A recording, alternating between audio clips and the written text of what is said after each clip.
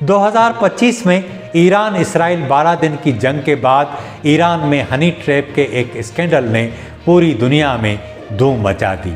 یہ اسکینڈل ایک خوبصورت یہودی خاتون کیتھرین پیرز شاکڈم کا تھا، جس کے لیے کہا گیا کہ اس نے ایران کے 5 دوروں کے دوران 120 اہم ایرانی شخصیات سے تعلقات قائم کیے اور اہم راز چرائے۔ یہ الزام اس لیے بھی حقیقت لگتا ہے کہ ایران اسرائیل جنگ میں اسرائیل نے ایران کی پوری اعلیٰ فوجی اور جاسوسی قیادت کو نشانہ بنا کر ختم کیا۔ وہ اقوام متحدہ میں یمن کے لیے مشیر رہی، یمن کے ایک سنی مسلمان سے شادی کی اور خود بھی سنی مسلمان بن گئی۔ شوہر کو چھوڑنے کے بعد اس نے خود کو شیعہ مسلمان ظاہر کیا اور اسرائیل کے خلاف عالمی اخبارات میں مضامین لکھے۔